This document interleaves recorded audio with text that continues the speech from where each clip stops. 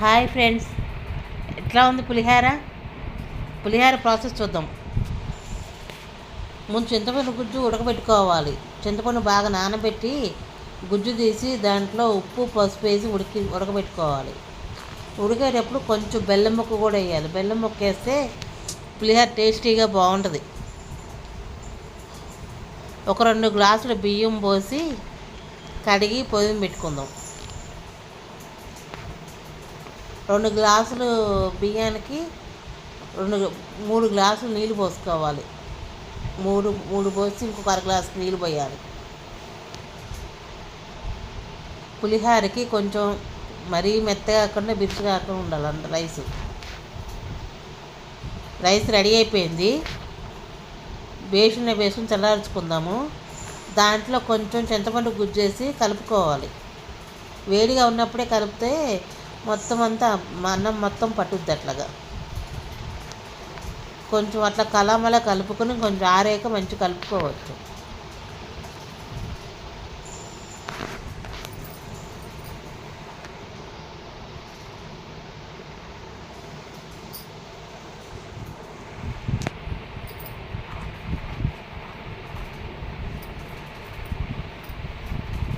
శుభ్రం కలుపుకోవాలి మొత్తం అంతా పెట్టేటు. చింతపండు పులిహార ముందు ఏది పనిచేయదు, అంత టేస్టీగా ఉంటుంది చింతపండు పులిహార.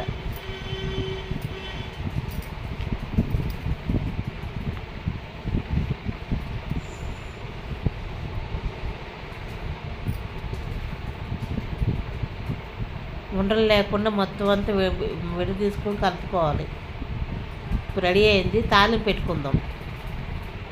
ఆయిల్ హీట్ ఎక్కింది. ఆవాలు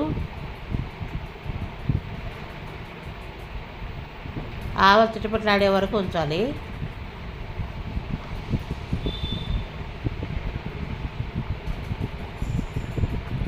ఆవాలు చిటపట్లాడుతున్నాయిగా శనగపప్పు వేసుకుందాము.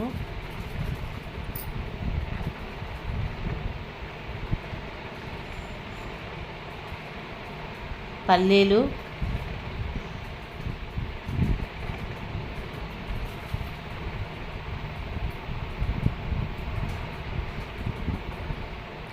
వీటిలో ఎండుమిరపకాయ కూడా వేసుకుందాము. ఎండుమిరపకాయలు,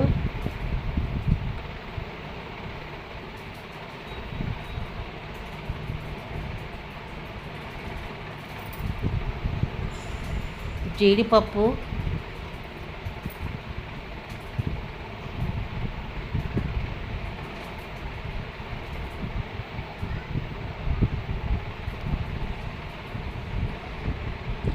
కొంచెం వేగాక వీటిలో పచ్చిమిర్చి కరివేపాకు వేసుకుందాం.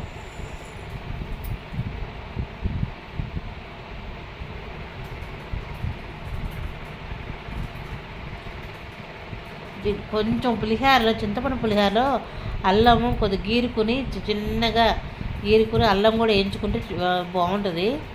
అల్లం, పచ్చిమిర్చి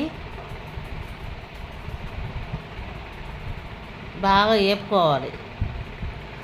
కొంచెం అల్లం అంటే ఎక్కువగా కొంచెం వేసుకుంటే కొంచెం టేస్ట్ మంచిగా వస్తుంది. కరివేపాకు కూడా వేసుకుందాం.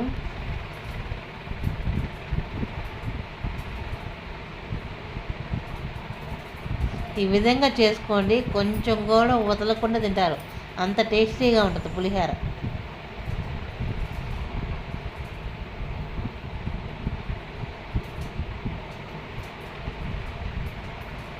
కొంచెం ఒక 1/2 స్పూను పసుపు కూడా వేసుకుందాం. చింతపండు గుజ్జులో పసుపు వేసాం కాబట్టి ఏదో కొంచెం ఒక 1/2 స్పూను పసుపు దీంట్లో తాలింపులో వేసుకుందాం.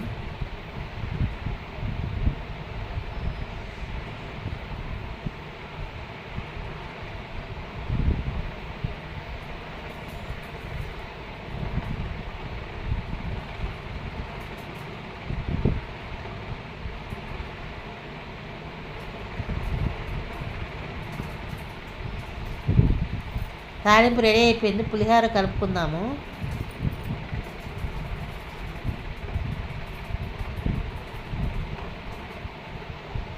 చూడండి ఎంత బాగుందో పులిహోర. కొంచెం ఉప్పు వేసుకుందాము. చింతపండు గుజ్జులో ఆల్రెడీ ఉప్పు వేసాం కాబట్టి ఒక 2 స్పూన్లు ఉప్పు వేసుకుందాము. వేసుకుని చేతితో శుభ్రం మొత్తం అంతా కలిసినట్టుగా కలుపుకోవాలి. ఉండలు లేకుండా మొత్తం అంతా కలిసేట్టుగా కలుపుకోవాలి. చూడండి ఎంత బాగుందో పులిహోర. ఒక ముద్ద తిన్నారంటే వదిలిపెట్టరు, అంత టేస్టీగా ఉంటుంది చేసుకుంటే. చాలా బాగుంటుంది.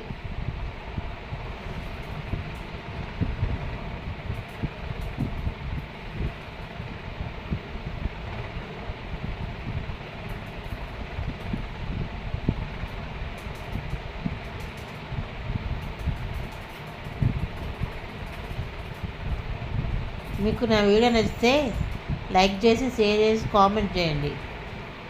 ఏ విధంగా వచ్చిందో కామెంట్ రూపంలో తెలియజేయండి.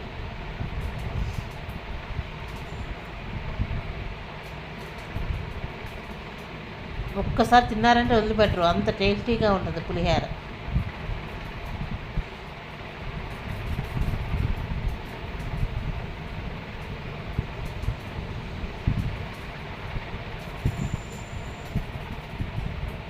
Thank you friends.